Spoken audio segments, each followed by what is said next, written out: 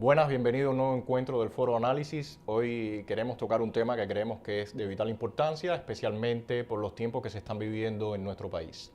El programa de hoy va a tratar sobre la violencia y las transiciones a la democracia. Todos sabemos que en los últimos tiempos en Cuba han habido olas represivas, actos donde la seguridad del Estado ha hecho lujo de violencia, reprimiendo a opositores y activistas.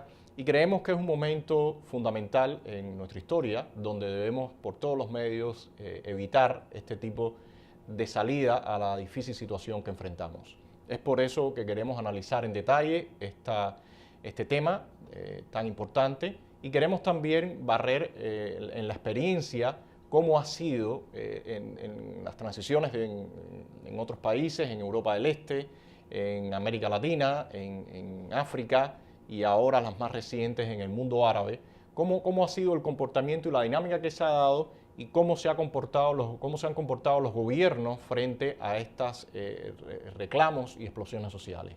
Bueno, para esto tenemos hoy, como siempre, a nuestros amigos Manuel Cuesta, Wilfredo Ballín y Julio Aliaga y un servidor.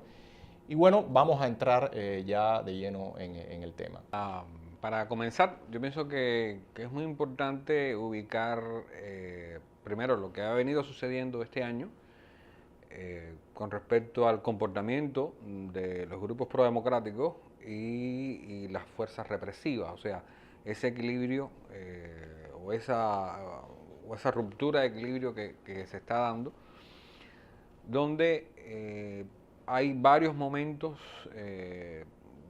cruciales en cuanto al uso de la violencia por civiles estimulados por las fuerzas represivas, como el caso que se está dando ahora mismo, la represión en Santiago de Cuba o en La Habana durante el entierro de Osvaldo Payá.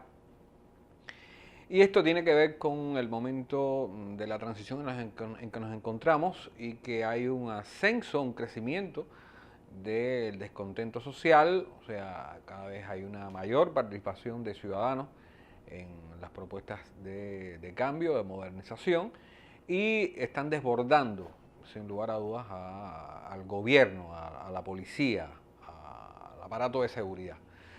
Y evidentemente en ese momento es que el gobierno pues se apoya en personajes marginales, periféricos, predelincuentes, para tratar de reprimir a los grupos prodemocráticos. Hay muchas cosas de qué tratar y bueno, me gustaría pasar el comentario a cualquiera de mis colegas. Para nosotros lo que más nos llama la atención de todo esto es que esto se está haciendo sin tener en cuenta los fundamentos legales de la nación, o sea, las leyes nacionales. Porque bueno, la violencia siempre, por supuesto, es mal recibida, pero uno no espera que las autoridades, que los cuerpos armados se produzcan o se conduzcan, además de con violencia, con desconocimiento de la legalidad. O sea, ambas cosas juntas pues son más terribles todavía. Según lo que se plantea en los preceptos legales, todos los cubanos somos iguales ante la ley y por lo tanto todos debemos respetar la ley. Cuando los cuerpos militares, cuando la policía, cuando la seguridad no respeta la ley, ellos mismos, pues bueno, sencillamente están mandando un mensaje de que no hay legalidad, de que ellos pueden hacer cualquier cosa. Entonces, ¿cómo los ciudadanos se defienden de eso de alguna manera? Bien, cuando una persona es detenida, y eso lo hemos repetido hasta el cansancio, y hay ejemplos aquí que están sentados acá, cuando una persona es detenida a la estación, la llevan a la estación de policía, hay que hacerle un acta de detención. Bien, y si no hay acta de detención, el arresto es ilegal. Eso lo plantean las leyes nacionales. Entonces, cuando nosotros vamos a una estación de policía a averiguar por una persona que está detenida y no tiene acta de detención, bueno, ya por ahí las cosas empiezan mal. Evidentemente, las autoridades están actuando sin respeto a los preceptos legales del país.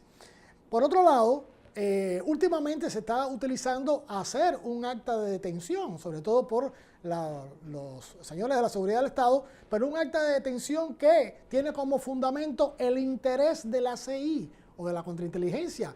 Eso, legalmente hablando, eso no es un delito. Ese interés de la CI no aparece en el Código Penal ni en la Ley de Procedimiento. Por lo tanto, detener a una persona por interés de la CI Cuando esto no está preceptuado en ningún documento legal de la nación, desde el punto de vista penal o desde el punto de vista procesal, evidentemente, pues ahí no hay legalidad ninguna. El interés de la CI no es fundamento para detener a una persona, porque no aparece, repito, recogido en los textos legales como motivo para detener. Por lo tanto, eso es totalmente ilegal. Y cuando vemos que eso ocurre, bueno, decimos, entonces, bueno, ¿dónde estamos? ¿Qué sucede? ¿Qué pasa con la legalidad en Cuba? Claro, ustedes han mencionado dos cosas que me parecen clave, ¿no? Y que me llevan al siguiente análisis. El gobierno cubano, las autoridades, emplean dos tipos de violencia, bueno, varios tipos de violencia, pero hay dos cruciales, ¿no? Uno es violencia en la ley, es decir, ellos violentan, con todos estos ejemplos que estás dando, violentan la ley, ¿no? Se supone que las autoridades son las que deben velar por el mayor cumplimiento de la ley, sin embargo la violentan. Segundo, hay violencia en las personas, es decir, de la violencia de la ley se pasa inmediatamente a la violencia en las personas.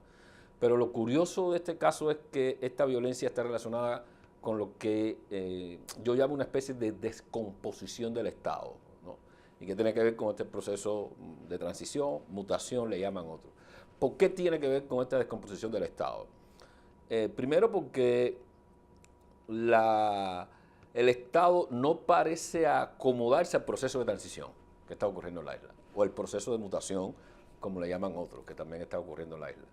Encuentra una dificultad fundamental para adecuar sus conductas a ese proceso de transición, que comprende, obviamente, la demanda de los ciudadanos de sus propios derechos. Y no solo la demanda de sus propios derechos, sino el ejercicio de sus propios derechos. Y entonces se da el caso, y este es el segundo elemento, de que aquellos que supuestamente tienen el monopolio de la violencia no la utilizan contra el contexto en transición, contra este proceso de transición. Son la policía y el ejército. Se dan los casos últimamente de que la gente, entre comillas, habla bien de la conducta de la Policía Nacional Revolucionaria en relación con los disidentes o con los actores prodemocráticos, que son los que tienen el monopolio de la violencia, obviamente. Y esta violencia social y política es ejercida por grupos ilegales. Tenemos, por ejemplo, el caso de la sección 21, que está adscrita al Ministerio del Interior. Y se compone de la siguiente manera, por lo que yo he podido observar, es decir, personas que utilizan seudónimos, hombres relativamente jóvenes, que vienen a tu casa o se presentan en una situación determinada frente a grupos prodemocráticos sin ninguna orden de detención y que te conduce, te pueden montar a la fuerza, en la mayoría de los casos, en un automóvil con una chapa particular que te conduce y te llevan a los centros de poder, es decir, donde ellos ejercen el poder, pero totalmente de manera ilegal. Eso es por un lado, son grupos ilegales, porque ninguna autoridad se puede presentar ante ti si no se presenta con su nombre real, ¿no? O la policía con su número de la chapilla, que por cierto ahora se lo han cambiado por una tela, un número más llamativo. Segundo, están las llamadas brigadas de respuesta rápida, ¿no? Que son el segundo componente de esta violencia ilegal. Es decir, de gente que no tiene, según la ley, según lo que está establecido, no tiene ninguna capacidad legal para el ejercicio del monopolio de la violencia que le corresponde al Estado, y sin embargo, alegremente vienen, se te presentan y te meten un show delante de tu casa, te apedrean, te ofenden, te golpean en muchos casos, y en todos aterrorizan a la ciudadanía y por supuesto a los que están ejerciendo este ejercicio democrático. Entonces es un caso paradójico que me invita a esto de la descomposición del Estado, a este análisis, porque como no tiene mecanismos para adecuarse a los desarrollos de la sociedad, a los cambios de la sociedad, pues tienen que utilizar esta violencia legal. Y eso es lo peligroso de este caso, que distingue un poco, porque la policía hasta ahora no aparece como ese cuerpo represivo contra las ideas ajenas. Incluso la policía te manda el mensaje de que ellos no tienen nada que ver con eso. Y por supuesto hasta ahora el ejército tampoco aparece en la palestra pública en relación con la sociedad civil. Son grupos totalmente ilegales que violentan la ley y violentan a las personas los que están ejerciendo esto. Por eso yo insisto en esta descomposición del Estado, que últimamente se descompone más, porque, y esto está bien documentado, utilizan a delincuentes entre los grupos operativos que tienen que reprimir. Es decir, ya parece que no encuentran personas revolucionarias que puedan transgredir sus propios límites de decencia para atacar a personas que no están haciendo nada. Tienen que utilizar a delincuentes puramente, y eso yo lo testifico en cualquier lugar, ¿no? Personas que han tenido una conducta delictiva a lo largo de los años, o a lo largo de su vida, y que ahora, para tratar de resarcirse con el Estado, pues se prestan para este juego de reprimirla. Yo lo he visto personalmente y realmente me repugna ese tipo de situaciones que se están dando en Cuba, pero bueno, desafortunadamente tiene que ver con lo que ustedes reflexionaban, es decir, este aumento de la violencia por esta incapacidad del Estado de enfrentar el proceso de transición o el proceso de mutación social. Bueno, yo creo que parece que hay incluso diferentes modos operandi, ¿no? Porque, por ejemplo, en Oriente tengo entendido que la policía y los uniformados se encargan más de la represión a los opositores que gente vestida de civil. Incluso en alguna ocasión, José Daniel Ferrer me comentaba que se había dado una situación con su grupo de agresión y que los vecinos habían respondido a estas personas vestidas de civil. Y a partir de toda esta circunstancia parece que han comenzado a usar ya uniformados para la represión, tanto de la policía como del Ministerio del Interior, ¿no? Pero de todas formas hay un punto que yo quisiera tocar, porque sí estoy de acuerdo con que claramente hay una descomposición del Estado y de casi todas las instituciones. El gobierno claramente, institucionalmente, está en bancarrota también. Sin embargo, no creo que el uso de la violencia y el terror como método de contención a la sociedad cubana es nada nuevo. Desde el principio de la revolución este método se usó, evidentemente en un momento donde el gobierno gozaba de mucha más popularidad que ahora, y quizás ahora lo que está ocurriendo es que, primero, por los medios de comunicación que existen, y segundo, porque ya no gozan de la misma popularidad, bueno, estas cosas se hacen muy visibles y realmente están teniendo cada vez que subir más la parada, como se dice, para contener a estas fuerzas prodemocráticas que están empujando por cambios reales en una situación que ya cada día es más aficiante. En ese punto, a mí me gustaría ahondar un poquito y que ustedes comentaran sobre esta forma de ejercer la violencia como método de control social, sobre todo a lo largo de la historia, no solamente quedarnos en este momento que estamos viviendo, sino a lo largo de la historia. Y quisiera, para empezarlo a enlazar con lo que hablábamos en la introducción, con lo ocurrido en otras transiciones, ¿cómo se vería este uso de la violencia desmedida en este proceso que ya estamos viviendo de transición? Algunas personas gustan decir que no estamos todavía viviendo la transición. Desde mi perspectiva, la transición no es un proceso discontinuo, no es un proceso que ocurre de momento en un salto, sino es un proceso continuo, y todo esto que se viene gestando ya es parte de los cambios que en Cuba son totalmente indetenibles, ¿no? Me gustaría que ustedes ahondaran en este punto.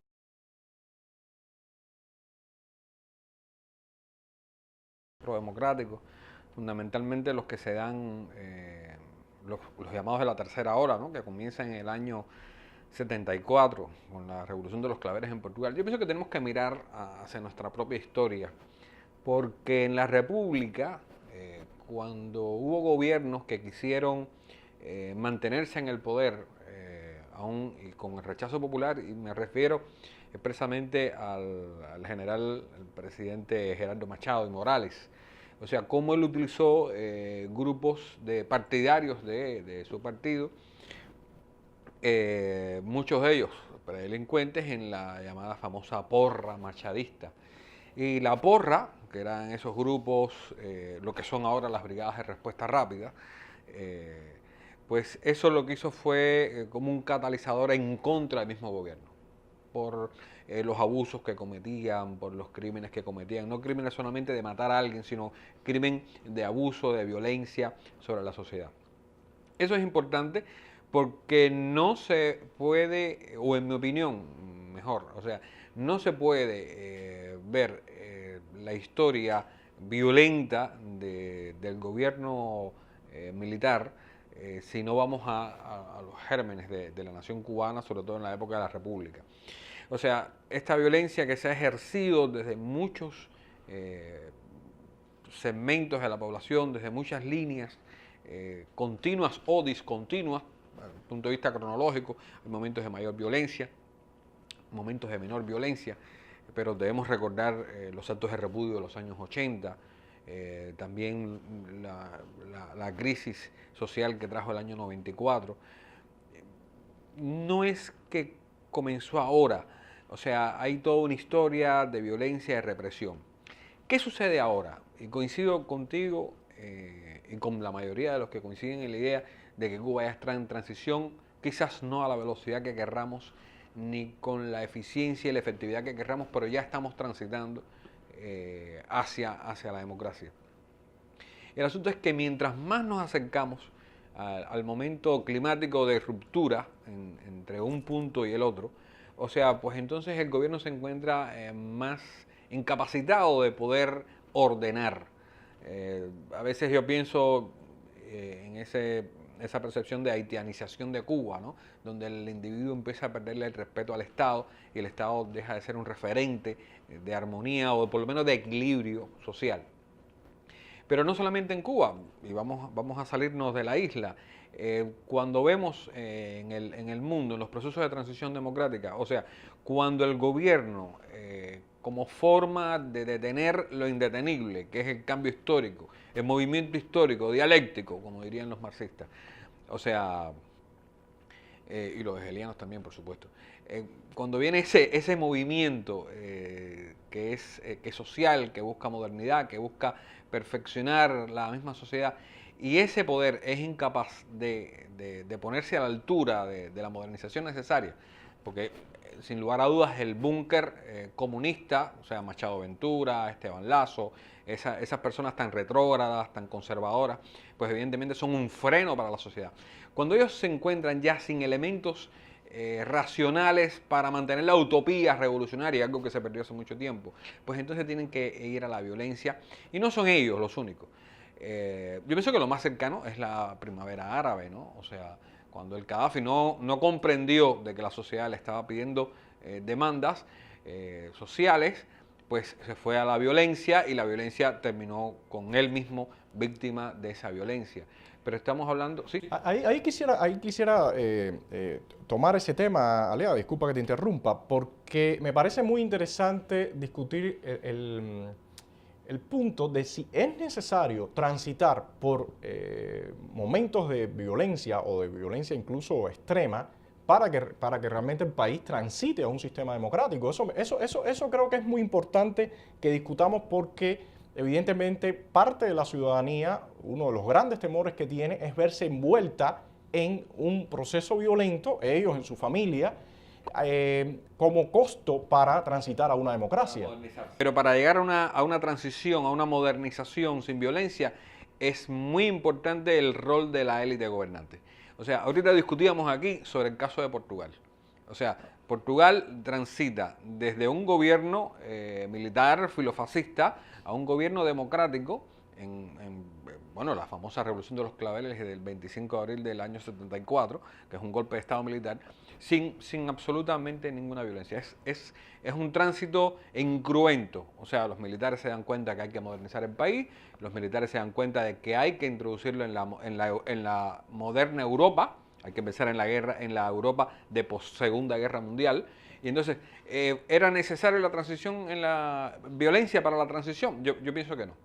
Yo pienso que mientras más responsables sean los actores, pues no hace falta la violencia. Todo lo contrario, permite un mejor avance sin el uso de la violencia. Sí, pero, o sea, yo quería decirte ahorita lo siguiente. Tú decías algo que me ha hecho pensar, ¿no? O sea, tú planteas que hay un momento en la historia de la transición en Libia donde la oposición le hace determinados planteamientos al Gaddafi. O sea, le plantea que ellos quieren determinados cambios, determinada transición. Pero Gaddafi se niega. Gaddafi no accede. Bien. ¿Y qué ocurre cuando ya los agentes de la transición se dan cuenta de que el gobierno no va a aportar absolutamente ningún cambio? Bueno, pues sencillamente agotan su paciencia y entonces se alzan, se levantan. Entonces, sin embargo, ¿qué dice Gaddafi a partir de ahí? De que esto es un levantamiento provocado, que él no tiene responsabilidad, que estos son gente que quiere desestabilizar. Él no toca para nada, que esta gente se acercaron a él, le plantearon, le pidieron y que él se ha negado todo el tiempo. Entonces, ¿qué pasa? La transición puede, o la violencia puede desencadenarse ahí, cuando hay un punto donde sencillamente la élite no quiere ceder de ninguna manera. La situación del pueblo es extrema. ¿Y qué pasa entonces? ¿Cuál es la solución de continuidad que puede tener eso? A ese punto me interesaría, Bayín, que nos comentaras de tu visión como abogado, como persona que ha militado ha tenido un activismo dentro de la sociedad civil cubana ya por muchos años, porque resulta evidente que en algunos países, bueno, recordamos las transiciones en Europa del Este, en algunos fueron más violentas, en otros menos. El caso extremo fue el de Rumanía, donde Ceausescu se niega totalmente y se produce una fractura del orden, conflictos entre el ejército y la policía secreta. En todos estos casos, bueno, había un empuje dentro de toda la sociedad que obligó en algunos casos, como decía, a que la transición fuera por vías menos violentas y en otros no. En el caso específico nuestro en Cuba, en las circunstancias que estamos viviendo, ¿cómo ves tú este dilema? ¿Crees que podamos transitar mediante transformaciones pacíficas, mediante un tránsito pacífico, o definitivamente va a ser imposible con la élite que tenemos hoy en el poder? Raúl Castro, Abelardo Colomé Ibarra, todas estas personas que vienen del grupo de poder ya por estos 53 años. ¿Crees que será imposible? Mira, para hablarte con propiedad, yo me voy a referir a los ejemplos concretos que tengo en la mano, por cuanto, bueno, tú sabes que nosotros atendemos casos puntuales en la asociación jurídica. Y ahí van personas de distinta naturaleza, con distintos problemas, con problemas penales, con problemas civiles, con problemas de vivienda, etc. Y lo que a mí me llama más la atención de todo esto, y donde veo la dificultad que para mí se va tornando insalvable, es que las personas, la población, no encuentra en las instituciones, en este momento, respuesta a los problemas de ningún tipo. O sea, el otro día salió inclusive en el Grama Juventud Rebelde, alguien que escribió, que nosotros lo vemos a diario, Juventud Rebelde o el Grama, no recuerdo cuál de ellos, lo publicó, de una persona que fue a la vivienda, después fue al tribunal, después fue al Consejo de Estado, después fue al tribunal, y la persona se quejaba de que en ningún lugar había encontrado solución a su problema. Eso es un caso que publicó Juventud Rebelde, pero eso nosotros lo vemos en la Asociación Jurídica todos los días, y así pasa en todos los lugares. Situaciones donde el Tribunal Supremo ha dictado una sentencia y las instituciones sencillamente no la cumplen. Y es una resolución del Tribunal Supremo. Y la gente sencillamente hace caso omiso de eso. Cuando se llega a una situación social de esa naturaleza, ¿cuál es la situación que tiene el país? ¿Dónde están las autoridades? ¿Dónde está el orden? O sea, evidentemente hay una especie de divorcio entre la ciudadanía y las autoridades. Y para mí la responsabilidad, por supuesto, lo tienen las autoridades, no la ciudadanía. Ahora, ¿qué ocurre con esto? La ciudadanía busca fórmulas, busca medios, por lo regular pacíficos, de acceder a las autoridades, de quejarse, de plantearles los problemas. Si a pesar de todo las autoridades no dan respuesta de ninguna manera, pues la situación se mete en un callejón sin salida. No hay solución.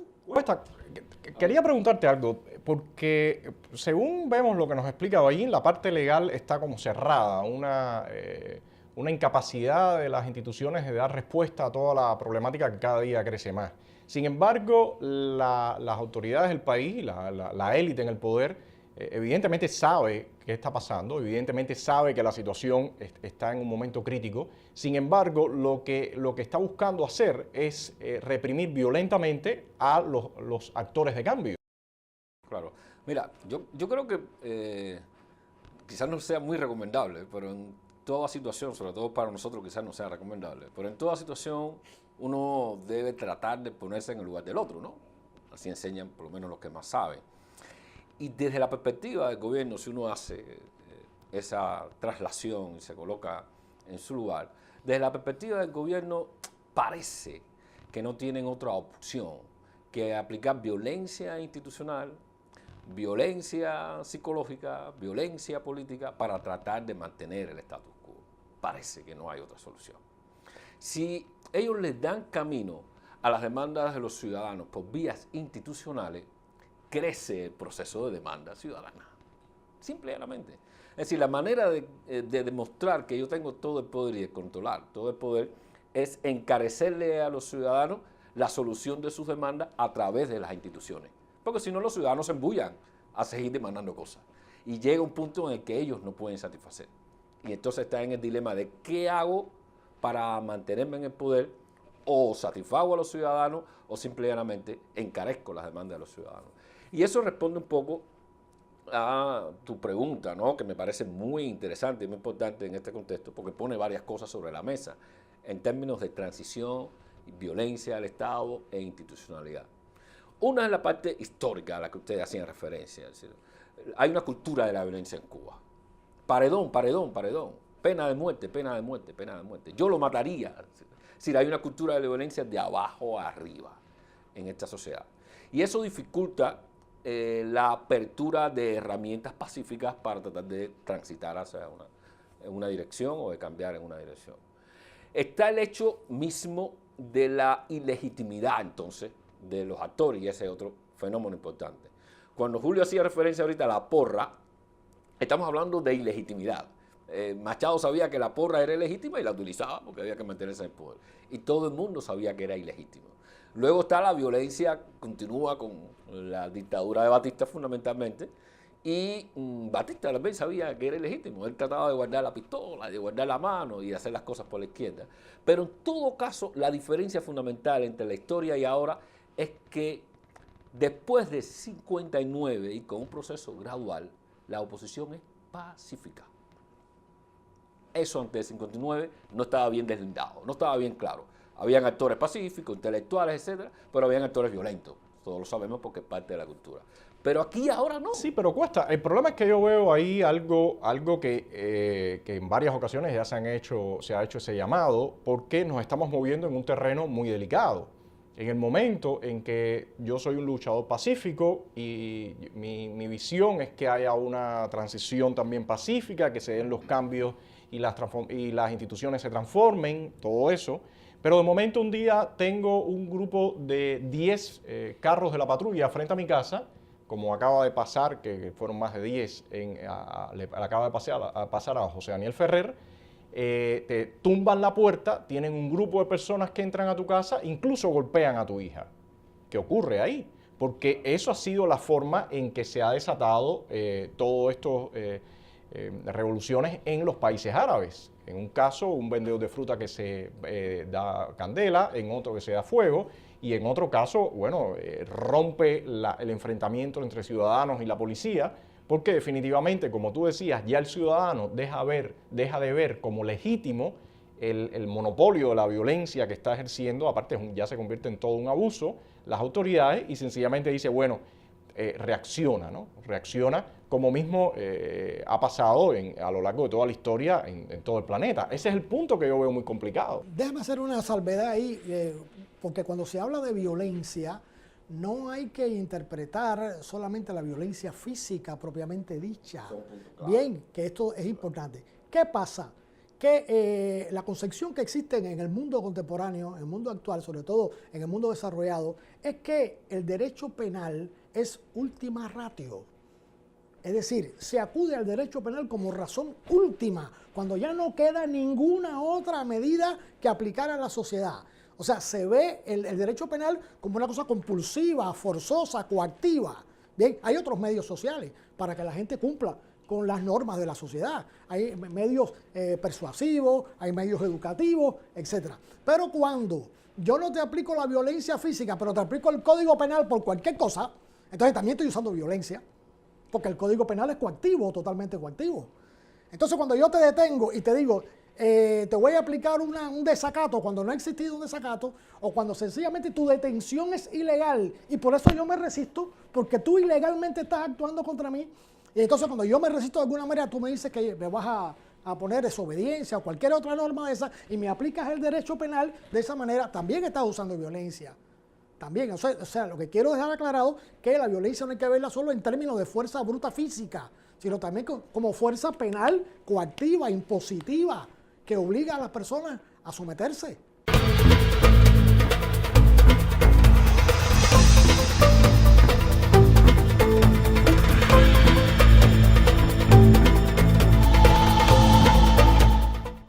Cualquier recomendación para un actor cívico es pensar con responsabilidad frente a la violencia del otro. Cualquier recomendación. Pero claro, hay que ponerse en la sangre de la gente, ¿no? De manera que yo no les doy toda esa recomendación a todo el mundo.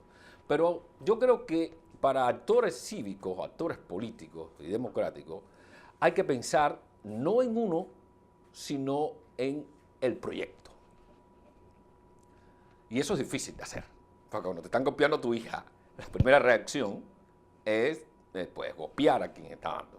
Defensa propia. Yo entonces no le recomiendo a todo el mundo mi actitud desde el plano personal, pero sí le recomendaría mi actitud desde el plano cívico. No responder a la violencia con la violencia. Es dejarle la violencia al Estado completamente, a cualquier costo incluso. Es una recomendación cívica, no una recomendación personal. Lo que me parece importante es despersonalizar el conflicto con la policía. Cuando la policía o cuando las brigadas de respuesta rápida o los indecentes de este país utilizan la violencia contra ti. Porque es importante mandar un mensaje de que yo estoy representando el futuro. Y el futuro tiene que ser pacífico. Porque el gobierno se está defendiendo desde el pasado contra el futuro. Por eso, muy bien los amigos y las amigas que hablan de un refinamiento del batistato. Ahora mismo.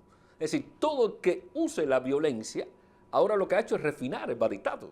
Porque es recuperar el pasado para enfrentarse a los que se te oponen y quieren un cambio del país. Y hay un refinamiento del batistato en el sentido de que el batistato fundamentalmente se enfrenta y utiliza métodos sucios e ilegales contra la oposición violenta del momento. Pero ahora ese refinamiento va dirigido justamente contra la oposición pacífica de este momento. Y entonces usan descarnadamente todas estas técnicas que no fueron inventadas, simplemente fueron recuperadas y están siendo bien recuperadas entre la porra y el batistato, porque tenemos ese pasado, están siendo bien recuperadas por el Estado para enfrentarse a eso. Mi recomendación es dejarle la violencia a ellos, pero sé que es una recomendación cívica difícil de cumplir, porque hay que ponerse también entonces en la piel de los que son violentados, como es el caso de José Daniel Ferrer o Cervantes, Jorge Cervantes creo que se llama, en contramaestre de Santiago de Cuba, que realmente enfrentar con los ojos cerrados la violencia pública y la violencia del Estado, pues es bastante difícil. Pero sigo pensando en la beta cívica que nosotros debemos defender y la paz es el mensaje básico. Ahora cuando mencionas esto, había en la exposición de caricaturas que pusimos acá, había una, no recuerdo si era de Santana o de Pon, que tenía a Raúl vestido con el uniforme de la policía de Batista, con un tolete en la mano que decía: a Batistiano a mí no hay quien me gane. Entonces ahora que estaba diciendo eso me recordaba eso. Aliaga, quisiera que nos comentara si ves posible este tránsito sin el ingrediente de la violencia.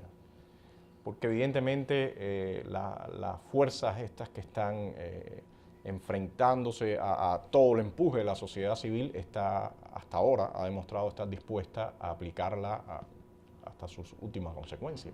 Sobre la transición cubana, 3 ideas muy sencillas. O sea, sí creo que puede ser una transición pacífica. Primero, porque hay una, como decía Manuel, hay una responsabilidad cívica en los líderes prodemocráticos y las organizaciones prodemocráticas. O sea, hay una marcada tendencia, no como caso, sino como fenómeno, de dejarle la violencia al Estado y actuar de manera cívica. Eso es muy importante. O sea, hay un momento que ha venido creciendo con mucha fuerza, que es un crecimiento de los grupos prodemocráticos, de las acciones cívicas, donde la violencia queda de parte del gobierno. Y como en la vieja India, de la marcha famosa de la sal de Gandhi, los indios supieron ser capaces de sobreponerse a la violencia colonial. El ciudadano cubano, el ciudadano prodemocrático cubano está siendo capaz de sobreponerse a la violencia del gobierno militar. Eso es muy importante. Otro segundo elemento muy importante, que es que no se debe ver al gobierno como un monolito. O sea, hay líneas que el búnker sabe que no puede pasar porque no va a ser aceptado por los mismos miembros del Buró Político y del Comité Central que se sientan al lado. O sea, hay miembros del Buró Político, del Comité Central y del Secretariado que están pensando en el día después. Muy sencillo, es que son más jóvenes. O sea, no están pensando que el país se va a acabar con con sus 80 años como piensa el Furri, como piensa Ramiro Valdés, o como piensa José Ramón Machado Ventura, o José Ramón Balaguer, o Raúl Castro. O sea, estos hombres y mujeres que tienen 50 años saben que el mundo no se va a acabar dentro de 5 años, porque están pensando en la expectativa de Cuba, que es de 80 años. Están pensando que le quedan 30 años y que no pueden mantenerse en la misma situación. Y vuelvo sobre la idea, por si me perdí en la explicación, o sea, no es un monolito y sí pienso que hay personas que dentro del gobierno están pensando en el día después, como, y me monto rápidamente en la transición alemana, como una cosa pensaba Honecker y otra cosa pensaba Egon Krenz, que era el que lo sustituye en el Partido Socialista Unificado Alemán. Eso es importante. Y un tercer elemento del cual algunos hemos sido testigos, que es la ruptura entre el comportamiento de la Policía Nacional Revolucionaria y la Policía de Seguridad del Estado. O sea, hay un... es simpático porque hay un deslinde, los que hemos tenido la oportunidad de observarlo, hay un deslinde entre la actitud de la Policía Nacional cuando uno entra a un calabozo y la actitud que tiene el funcionario de la policía política. Mientras que el funcionario de la policía política es cada vez más agresivo, más intolerante, más arrogante, pues entonces cuando ese hombre se va te encuentras un oficial de la Policía Nacional más colaborador, más en que te puedo ayudar, espérate, dame, porque además no sé si se sabe dentro de Cuba o fuera de Cuba, cuando alguien va detenido por la policía política a una estación, mientras los demás personas detenidas pueden llamar por teléfono a sus familiares para indicar en qué situación se encuentra, cuando uno va detenido político por la policía política, por la contrainteligencia, por como se llame, lamentablemente tiene muchos nombres, la sección 21, pues no tiene acceso a llamar por teléfono o a comunicar a sus familiares que están siendo detenidos. Sin embargo, muchas veces se encuentra la colaboración de ese oficial de la Policía Nacional que está sirviendo de carcelero. Y eso es importante, o sea, está habiendo una ruptura en el poder, en el equipo represivo entre la Policía Nacional y la Policía de Seguridad del Estado. No digo que sea el caso, porque hemos visto las imágenes de Palma Soriano, de Contramaestre, de Baracoa, donde la policía, los hombres vestidos con el uniforme de la Policía Nacional participan. Pero los que, y veamos el video de el entierro de Osvaldo Payá, mientras la Policía Nacional trataba de contener a los que querían llevar el féretro en andas, o sea, son los miembros de la Policía de Seguridad del Estado los que bajan de guaguas del ejército a golpear a las personas que estaban tratando de pacíficamente llevar el féretro de Osvaldo Payá hasta su última morada. O sea, esos son tres elementos que te dicen de que, número uno, existe una actitud cívica por parte de los grupos prodemocráticos y de los actores prodemocráticos. Número dos, no es un monolito el gobierno. Número tres, hay una fractura entre la Policía Nacional, su actuación, y la Policía de Seguridad del Estado y sus compinches, por decir una palabra bien dura hacia ellos. Yo creo que se puede llevar las cosas no a una revolución de terciopelo, porque los cubanos somos distintos a los checos, pero a algo bien cercano a una revolución, a un cambio, a una alfombra de terciopelo, si se estimulan dos cosas. Una, el desbordamiento ciudadano. Hay proyectos, la Banca Ciudadana, otros proyectos en esa dirección. El desbordamiento ciudadano de la violencia del Estado. Dos, estimular a la gente a que demanda al Estado cuando utiliza la violencia. Comentábamos off the record algo que a mí me llamó la atención, a lo mejor estoy siendo ingenuo, en relación con el Estado. Acaban de publicar, no en Grama, desafortunadamente, pero sí en una revista que se llama Legalidad Socialista, un comentario y un análisis de las sanciones que han sufrido muchos policías en Cuba, no dice la cifra exacta, pero muchos policías en Cuba por el abuso y el maltrato físico y hasta psicológico, en algunos casos, a ciudadanos, estén en una prisión o sea en la calle. Cuando el Estado se ve obligado, creo que por primera vez, a publicar esto es porque hay una presión, ya sea desde la sociedad civil, ya sea desde el exterior, en relación con el uso de la violencia. Pero Yo tendería, ya sea desde el mismo Estado. o ya sea del mismo Estado, yo tendería a pensar que una implicación ciudadana eficaz y efectiva en demandar al Estado, en demandar a la policía cuando hagan uso de la violencia, lleva también por otro camino a esto que me parece fundamental y entonces para la transición, que es el desbordamiento cívico y el desbordamiento ciudadano de la violencia que va a aplicar el Estado para defenderse. Y eso para mí da y abre la posibilidad de que haya una transición de terciopelo a la cubana, ¿no? Una transición en la que el Estado tenga que quedarse con sus rifles guardados, en la que se le puedan poner flores a los cañones del Estado, como han ocurrido en otras tantas transiciones en el mundo. Yo creo que eso es fundamental, enviar ese mensaje y sobre todo comportarnos decentemente. Yo creo que, como me decía una persona muy lúcida,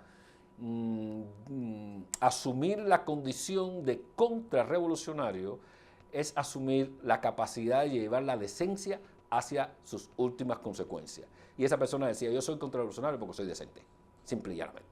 Y yo creo que este estímulo a el comportamiento decente ayudará a desbordar cívicamente la violencia de estos grupos marginales, porque son grupos marginales, como se decía aquí también anteriormente.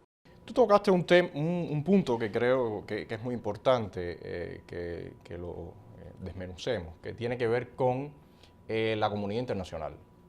Evidentemente, cuando se da todo el tránsito en Europa del Este, hubo en los países, sobre todo en aquellos como Rumanía y otros donde había más resistencia a ese cambio por parte de la élite, una fuerte presión. Bueno, en aquel caso la principal presión vino de la ex Unión Soviética y de la élite del poder, cuando en muchos casos le dijeron, nosotros no vamos a intervenir pase lo que pase, ¿no?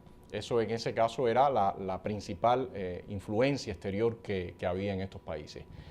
Más recientemente, en el mundo árabe sabemos que ha habido mucha presión internacional.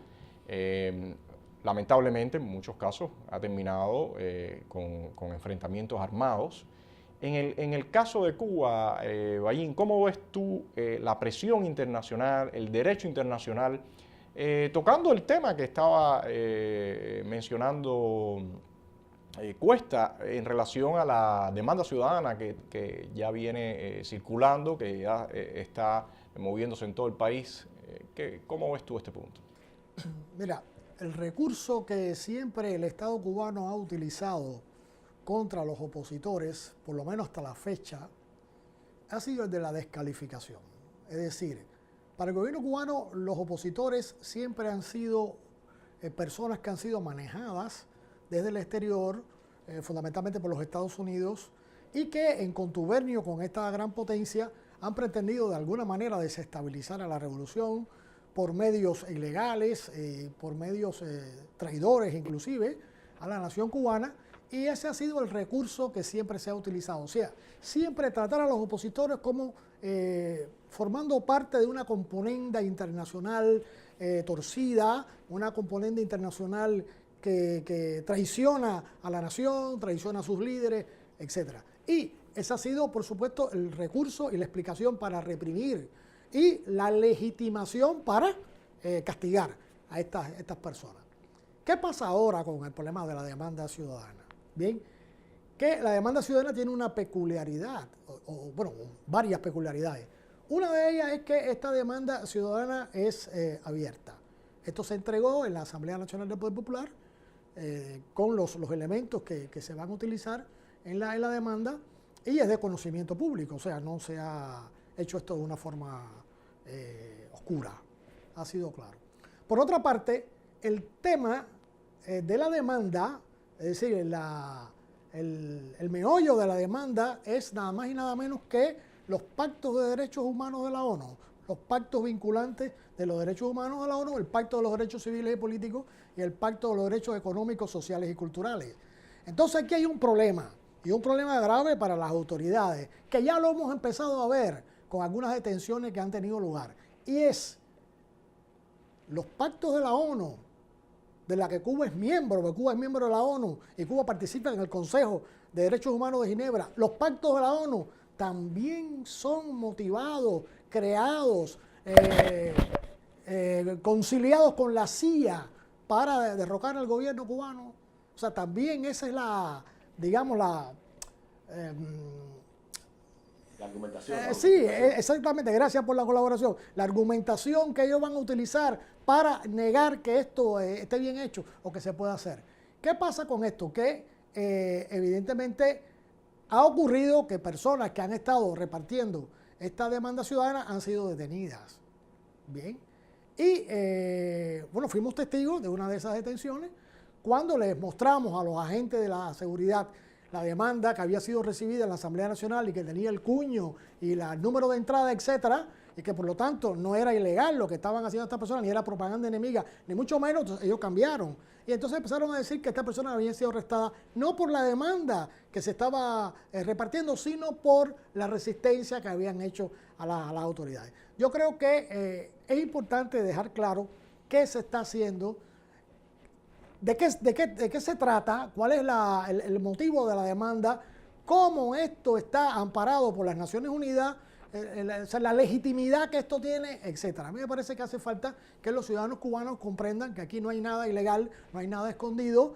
Además, hay un elemento importante. El gobierno cubano firmó en el año 2008 una intención de introducir esos pactos en la legislación del país. Bien, falta la ratificación y de acuerdo a la Constitución y a la ley, al artículo 63, que da derecho a los ciudadanos a pedir y hacer quejas y peticiones, etcétera, a las autoridades. Bueno, los cubanos ahora están instando al gobierno cubano para que ratifique, y eso es un derecho que la propia Constitución le da a los ciudadanos. O sea, ¿dónde está el cambio con relación a sucesos anteriores y con la demanda ciudadana? La demanda ciudadana es un documento que está refrendado por la Carta de la ONU, por la Carta de las Naciones Unidas. Es un documento que viene a complementar de forma, decisiva la Declaración Universal de Derechos Humanos, que no es más que una recomendación. Entonces, los pactos lo que tienden es a crear un carácter vinculante en los países que firmen este documento para que tengan que, de acuerdo a las leyes internacionales que priman sobre el derecho interno, cambiar la legislación interna para atemperarla a la letra de los pactos. Con esto lo que estamos diciendo es que, dado que se trata de documentos de la ONU, de que Cuba es miembro de las Naciones Unidas, que Cuba firmó este documento en el 2008 y lleva 4 años sin que lo haya publicado y sin que lo haya ratificado, pues nosotros los cubanos estamos actuando de forma totalmente legal a los efectos de solicitar al gobierno de Cuba que ratifique los pactos, porque además eso es un derecho constitucional que tenemos, de acuerdo al artículo 63 de la Constitución, que dice que los ciudadanos tienen derecho a elevar quejas y peticiones a las autoridades. Entonces, aquí no hay nada absolutamente ilegal, todo se mantiene en el marco de la apertura, la transparencia total, y el gobierno cubano va a cometer un craso error si comienza a perseguir algo que ellos conocen perfectamente bien, que se mueve en el marco de la más absoluta legalidad. Eso es lo que queremos dejar claro. Déjame mencionar en el último examen periódico universal que se realiza, en este informe del grupo de trabajo sobre el examen periódico universal, aquí están las respuestas que da Cuba a las recomendaciones que le hacen distintos países. Y casualmente, la primera es que se le pide ratificar e implementar el Pacto Internacional de Derechos Civiles y Políticos y el Pacto Internacional de Derechos Económicos, Sociales y Culturales. Esta propuesta viene por Canadá, los Países Bajos, Francia, Italia, Suiza, Chile. Y Cuba, responde que el proceso de ratificación de un tratado internacional es asumido por nuestro país con toda la responsabilidad y el rigor que merece. Dicha conducta constituye una garantía para el pleno cumplimiento de lo pactado y se necesita el tiempo suficiente para realizar la evaluación de sus disposiciones, el estudio minucioso del ordenamiento jurídico y las políticas y programas vigentes con vistas a asegurar la compatibilidad de las obligaciones internacionales que asumiríamos con nuestro ordenamiento político y jurídico interno. O sea, está claro que el gobierno cubano ya lleva un camino andado con estas presiones desde la arena internacional. Y evidentemente nos toca ahora a nosotros como ciudadanos y como ciudadanos que nos estamos viendo en un callejón sin salida, el pedirle que implemente los derechos básicos de los cubanos, lo cual daría, sin duda, paso a un proceso de transición a una democracia y una transición totalmente pacífica. Es decir, los ciudadanos lo que quieren es acompañar al gobierno y a la comunidad internacional para que Cuba se modernice, se actualice. El gobierno, y eso a mí me gustaría siempre afirmarlo, el gobierno firmó el asunto.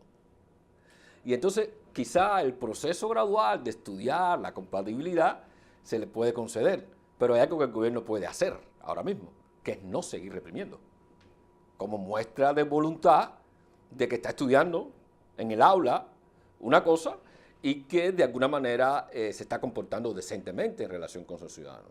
Yo creo que eso también es parte de una exigencia de acompañamiento positivo de los ciudadanos a la voluntad política expresa del gobierno cubano de estudiar los pactos para hacer compatible la ley interna con la ley internacional, como el amigo Bayín siempre ratifica y enfatiza en sus análisis. Manuel ha utilizado un término ahí que no puedo dejar pasar por alto. O sea, que se reprime, hay represión con relación a las personas que están repartiendo la demanda. Evidentemente, esa represión no tiene basamento legal ninguno a los efectos de las leyes nacionales. Ninguno. En primer lugar, repito, porque Cuba es miembro de las Naciones Unidas. Porque Cuba es del Consejo de Derechos Humanos de Ginebra. Porque Cuba firmó los pactos en el 2008. Porque de ninguna manera es ilegal que los ciudadanos puedan instar al gobierno cubano a que ratifique los pactos, porque el artículo 63 de la Constitución nos da ese derecho. Entonces, esa represión, ¿sobre qué base es? ¿Sobre qué base legal existe en Cuba para que el gobierno cubano reprima a las personas que reparten esa demanda? Que además fue entregada en la Asamblea Nacional del Poder Popular sin ninguna objeción por parte de los que la recibieron allí. Entonces, ¿cómo se justifica esa demanda? Quisiera que me explicara alguien en el gobierno. ¿Cómo justifica la represión de la demanda? ¿Cómo? Ahí yo veo algo muy importante, Bayín, que por eso me refería al el apoyo desde la arena internacional, porque evidentemente hay una impunidad por los órganos represivos cubanos y a la vez hay una total indefensión por parte del ciudadano. Y aquí entra a jugar un papel extremadamente importante la comunidad internacional para que no existan en algún momento estos brotes de violencia, dada la total incapacidad que tiene el ciudadano de frenar los abusos que están sobre él. Me gustaría, Aliaga, que tocaras este punto de la reacción internacional sobre la posibilidad de frenar brotes de violencia futuros en Cuba. Mira, es muy... Si algo goza a Cuba, no es solo de ser una isla, sino de tener un aislamiento internacional muy grande. Sobre todo las fuerzas y grupos prodemocráticos viven en un aislamiento total. Tan grande es el aislamiento de las fuerzas prodemocráticas que de pronto los que acompañaban a Osvaldo Payá, cuando tuvo el accidente, lamentable accidente, donde murió, pues de pronto pusieron como prueba de su intromisión en los asuntos internos en Cuba, que llevaban 4.000 euros. O sea, una cifra que viene siendo, no sé si el salario mínimo o algo así, o para 2 meses en Europa, algo así. O sea, es tan poca la solidaridad hacia las fuerzas prodemocráticas cubanas que se puede hablar de no más de 10 países que son atentos al problema cubano. No vamos a hablar de América Latina, que evidentemente hay que descontarla, porque América Latina realmente tiene una aptitud de contemplación con la dictadura militar, y no estoy hablando solamente de los países que conforman la alianza bolivarista, sino de todos los demás países. Cualquier otro país latinoamericano ve más el peso específico del gobierno militar, los médicos que le envía, los entrenadores, que la posible democratización de la isla. O sea, hay muy pocos países realmente que apoyan a los grupos prodemocráticos en Cuba. Eso es lo primero que pienso que hay que poner sobre la mesa, el aislamiento internacional de las fuerzas prodemocráticas. Esto nos da algo muy importante, y es la autosuficiencia de los grupos prodemocráticos. Y digo autosuficiencia porque si cuando la gente va a la transición chilena o a la transición española, y pongo estos dos casos paradigmáticos, por ejemplo, donde la Internacional Socialista apoyaba a los socialistas españoles, o la Internacional o los comunistas europeos apoyaban a Santiago Carrillo, o la Internacional Liberal apoyaba a los liberales chilenos y los demócratas cristianos, la Internacional Demócrata Cristiana apoyaba certeramente a los demócratas chilenos. O sea, en Cuba ninguna internacional ideológica apoya a nadie. Bueno, podemos hablar también de la Internacional Socialista, ¿no? Que sí, que ha dado su apoyo. Tuvo algunos, su apoyo moral en algún momento. Político también en algún momento. Sí, bueno, está también el caso del socialista española, que un día habló, el caso específico tuyo, que fuiste reprimido por la policía política. Pero son casos puntuales, claro. No es fenómeno. Entonces, yo pienso que eso habla de la autosuficiencia de los grupos prodemocráticos cubanos, de la capacidad de crear proyectos, de promover la democracia a nivel cívica, y hablo de la fortaleza de los grupos prodemocráticos cubanos. Y lamentablemente tengo que decirlo, vamos a hacer la democracia independientemente del mundo. La vamos a hacer porque pienso que es una aspiración de los cubanos. Bueno, para ir cerrando este programa me gustaría escuchar sus conclusiones y quisiera empezar por Cuesta. Sí, mira, este tema que se ha esbozado hoy merece siempre ser tocado en cualquier análisis o proyección que hagamos, ya sea en público o en privado, porque el tema de la violencia tiene que ver con la gobernabilidad. Y la gobernabilidad me parece a mí es un elemento importante para la democratización. La ingobernabilidad no ayuda a la democratización, aunque pueda llevar a un tránsito hacia cualquier cosa. Pero para la democratización propiamente, yo creo que hace falta gobernabilidad. Y para la gobernabilidad hace falta neutralizar, disolver la violencia en cualquiera de sus manifestaciones. Yo creo que ese trabajo es importante que lo proyectemos desde los análisis, desde el trabajo concreto con los ciudadanos, desde los símbolos también y desde el lenguaje, obviamente, ¿no? Yo creo que nosotros debemos utilizar un lenguaje apropiado para este fenómeno de buscar que Cuba transite de alguna manera pacíficamente hacia un Estado democrático. Y las organizaciones internacionales pueden ayudarnos a esto. Entiendo perfectamente lo que Julio hace y analiza después de tanto tiempo de observar qué está pasando con la comunidad internacional y Cuba, pero afortunadamente en los últimos tiempos también, y yo creo que por primera vez, organismos especializados de las Naciones Unidas están mirando a Cuba y mirando al Estado, lo que hace en términos de violencia. Y hay informes recientes, sobre todo el Comité contra la Tortura, que ha llamado la atención reiteradamente al gobierno cubano sobre, uno, los actos de repudio, dos, las detenciones arbitrarias a los ciudadanos, y tres, sobre la violencia policial. Yo creo que estas cosas debemos estimularlas y llevar toda nuestra información también, de alguna manera y por canales apropiados, a estos comités de las Naciones Unidas que se están poniendo del lado de los ciudadanos cubanos por primera vez.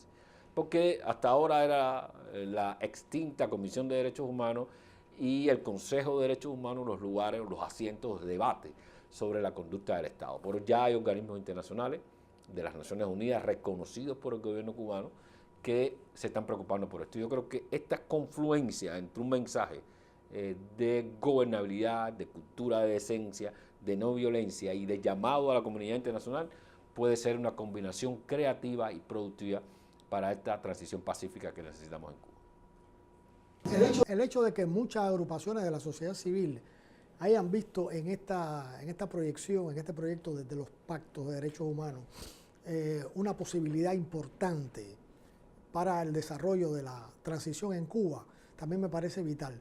El hecho de que muchas personas, muchas agrupaciones se nucleen en torno a esto que son los pactos de las Naciones Unidas. Y el hecho de que la sociedad civil cubana se adhiera a los pactos como vía para la solución de los problemas cubanos, pues creo que también llamará con más fuerza la atención de la ONU, precisamente a que sean sus pactos lo que la oposición cubana haya acogido como vía pacífica de transición y que evidentemente pone al gobierno cubano en una situación difícil porque bueno, la represión de estos pactos o la violencia contra las personas que lo que están haciendo es promover estos pactos, evidentemente no va a ser visto con buenos ojos por la comunidad internacional ni mucho menos.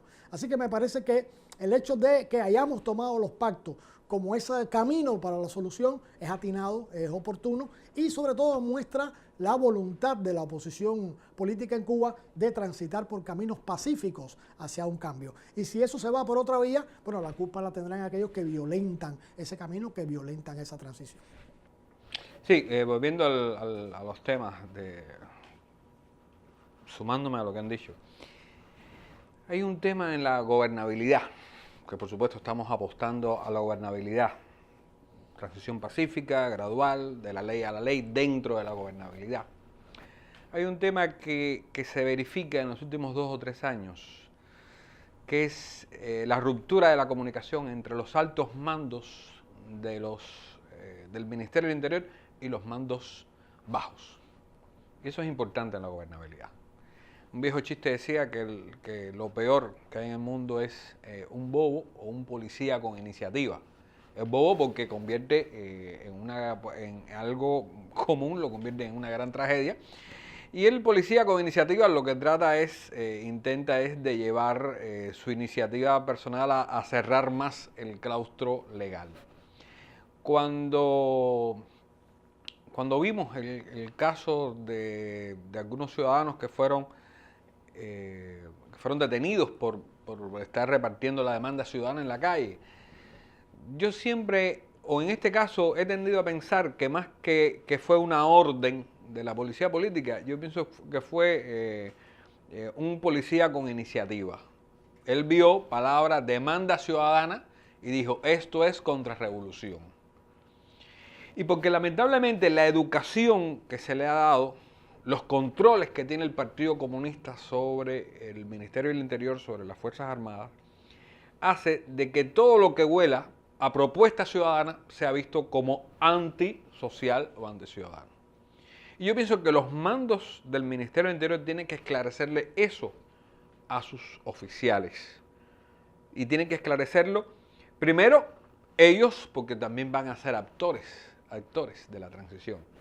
Y segundo, para evitar que un grupo de militares, pueda sacar de contexto, pueda, en el uso de la violencia sobre un ciudadano, crear un detonante social. Y eso también pienso que hay que considerarlo. Bueno, yo creo que en este punto que hablabas de detonante social, evidentemente dentro de las autoridades hay algunos que se están fijando mucho que este detonante no aparezca.